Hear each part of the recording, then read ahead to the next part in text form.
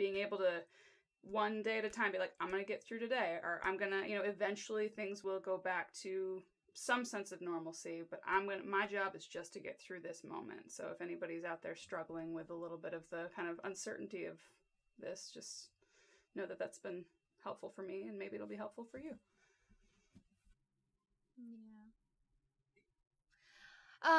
Yeah, all of that. I mean, everyone knows I'm not a huge con person because I'm not a big traveler and I have kids. So I haven't really been on that circuit for a good long while. But when I got the emails about this, and the request was, it was just that because all the fans can't go to cons now, this would mean a lot to them. And I was like, well, okay then. I mean, not out of guilt, just out of, I understand wanting to connect because everybody is now not connecting out. We're all quarantined. So I get that. And I was like, well, then definitely, yes, I'm going to do all these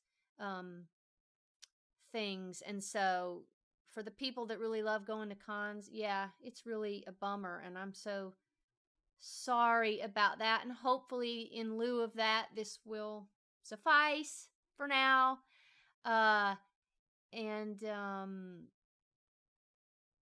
Yeah, we'll get through it all. We'll get through it. And now we have a special announcement.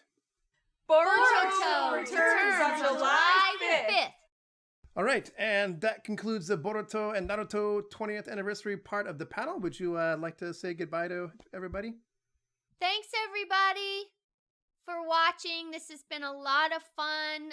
Stay safe, stay well, and chia! Hey guys, thank you so much for watching today. I'm excited to eventually be able to see you guys again, and until then, keep following your own ninja way. Hey everybody, thanks for watching. Believe it! Thank you so much for being on the panel. Thanks a lot, everybody. And now let's switch gears to talk about some manga and other books that are coming your way very soon. But first, the master of horror, Junji Ito, is coming to Comic-Con at Home, so stay tuned for more info about that. Coming in August, very soon, Junji Ito's collection of some of his best short stories, Venus in the Blind Spot. This is a super deluxe fancy collection of some of his most famous and most fan favorite scary short stories. So look for that. Now for something completely different. Pokemon Mewtwo Strikes Back Evolution, based on the movie of the same name. This is a manga retelling of that. And for Pokemon fans, and if you want your kids to read, this is a great way to get them started. And for you Rumiko Takahashi fans, fancy editions of Meizan Koku are coming your way in fall.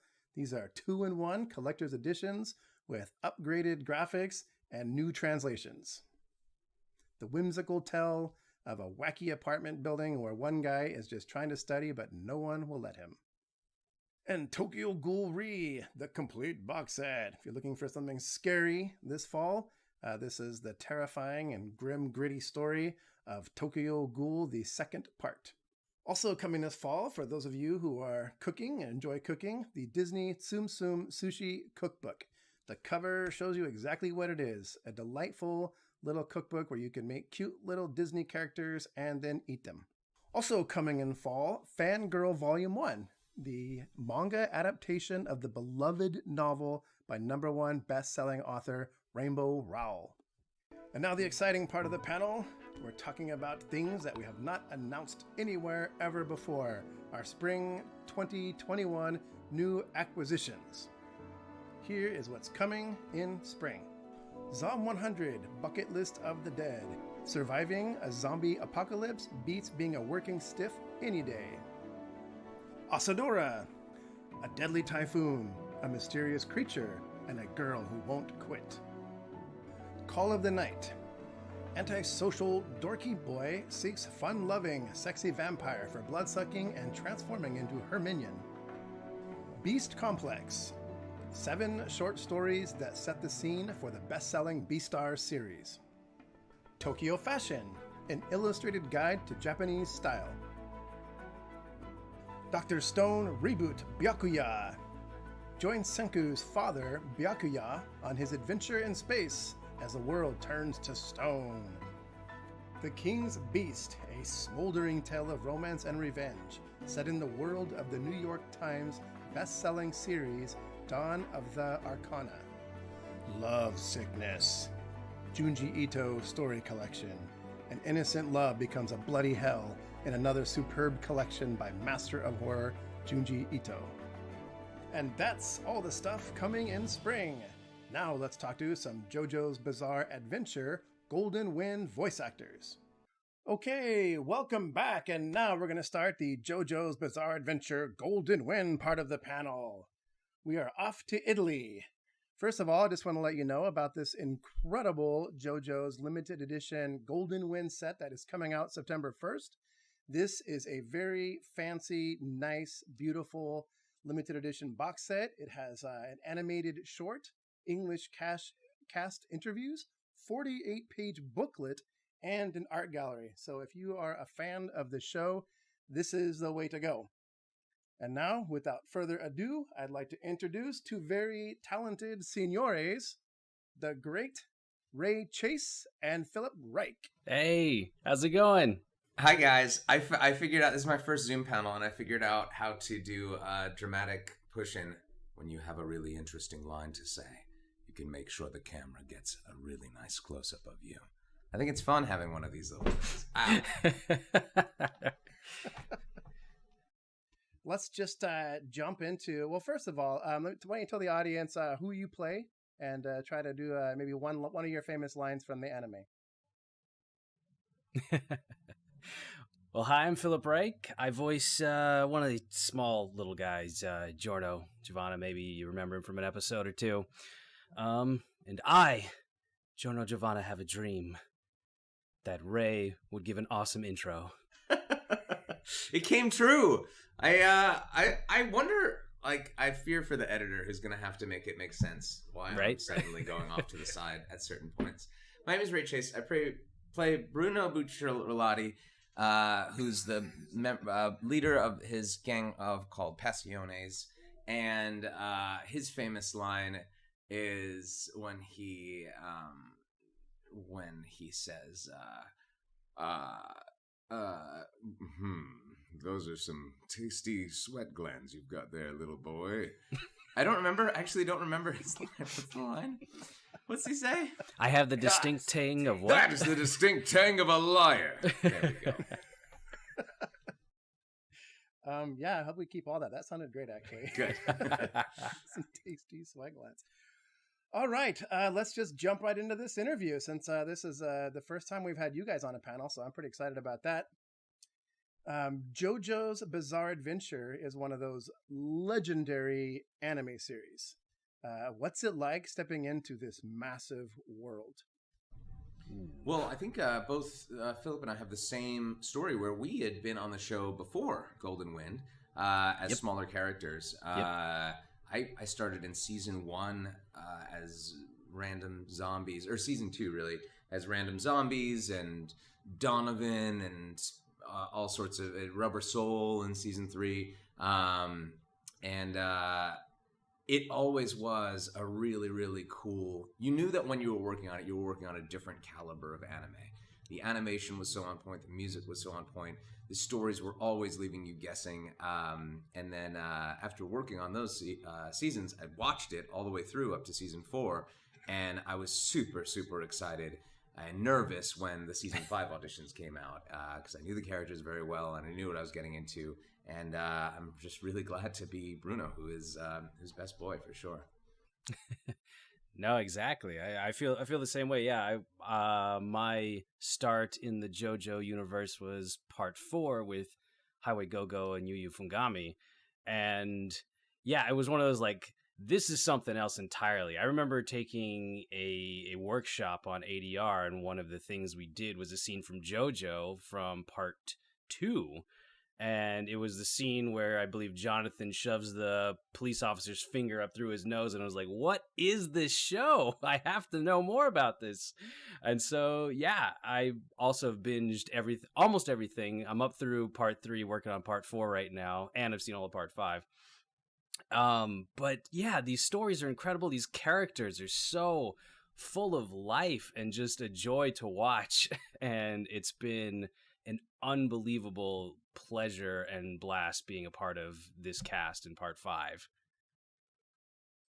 I think Joseph was the finger through the nose guy. Was it Joseph? He's, Yeah, that's right. Yeah, Jonathan's a gentleman, so I don't think that is correct. Sorry, I misspoke. Well, what do you think of your character's fashion? Would you wear this outfit in real life? Maybe after a strict regiment of working out for 6 months, so I have the man pecs like Giorno. I'd wear it. Sounds good. In case the zipper breaks, you've got more. I like it. It's very good. Don't spill any pasta sauce on it, or else you're gonna have to go to the dry cleaners. It's true. And I don't know if he has some alternate. He has at least 3 pairs of clothes that he wears during the season, so I think he's okay if he has to wait for some clothes to dry. What do you think is the correct social occasion to wear your character's outfit if you were going to wear it somewhere? I think any occasion is always the correct time to cosplay JoJo's, especially things such as board meetings, and bedtime stories. This is if you can do bedtime stories. Yeah, you can wear it anywhere, anytime. That's definitely a first date outfit. Mm-hmm. Of course. You've got to set the tone. How did you prepare for your character? Did you watch The Godfather over and over? The Godfather is American. This is a travesty.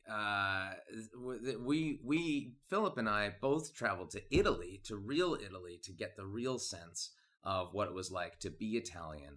And join the mafia, the real mafia, not the fake one on the East Coast of America. No, sir, the real one. The real. And we traveled all up and down, and we in order to prepare for all the fights, we fought a lot of people, got into a lot of trouble with La Polizia, as they call it in Italian. Yep. And ended up in jail. And then we started our voice acting careers in order to do some community service. Exactly. I mean, it was a wild ride. We can't speak on everything that happened during that trip. Needless to say, drugs were not an issue while we were around. Yeah, absolutely, yes. Do you feel like voice acting sometimes feels like community service? 100%. Government mandated, showing up, talking into a microphone. I can think of no more physically laborious task than that. It's we're really giving our all for this country. Yeah. It's constant, endless, do it again. But I did it do it again. Oh, yes, sir. And they have this weird thing where they want instead of us just saying the lines out loud, once in a row, they want us to make it match the mouths, and I don't understand what the point of that is. I think anime is fine without it doesn't have to line up. You can just listen to it like a radio play. It's fine. It's true. Is there a particular scene that you really enjoyed acting? So we're done with the dub at this point, and hopefully, who knows? But it was fun doing the switcheroos. Getting to do your voice as another character. I was looking forward to those, and when they came up, I'm really glad they did it. Oh, please show that next thumbnail. What a surprise. That's the distinct tang of a liar. You can call me Bruno Bucciarati. Time for the truth. We've already progressed from questioning to torture.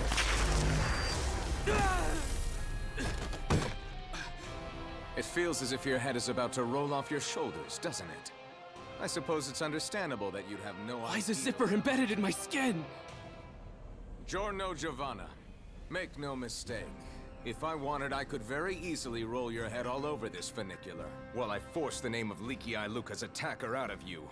If this guy gets off another attack, I'll be nothing but a pile of body parts. I've known about my powers for months now, but this is the first time I've ever had to seriously consider using them to attack another human being. Did you really lick him in the recording booth to get the lick sound right, or no? That was There were I many licked the microphone takes. several times. And before, because we don't work together, because dubbing you have to do separately. Before Phil went first, and he rubbed his cheek up against the microphone several times. I did do that. And so that way I got the real taste, the real tang, as it were, of his lying cheeks. Yes, but I do remember that pickup session. They did have me come in there so he could lick me, just to make sure it was that perfect. They filmed that one too, multiple camera angles. I don't know where that footage is. I don't know where it all went. They had to sign a lot of releases for that one. It's true. It'll be used against you. Okay, what about you, Philip Reich? Did you have a particular scene you really enjoyed acting?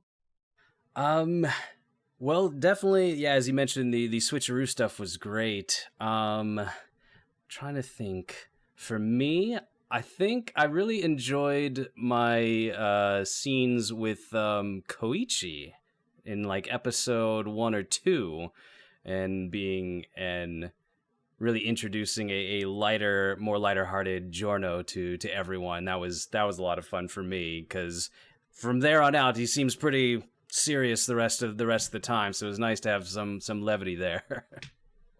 What is it about JoJo's that gives it such long-lasting appeal? This has been going on for like literally decades, and it's more popular than ever. What do you think that is?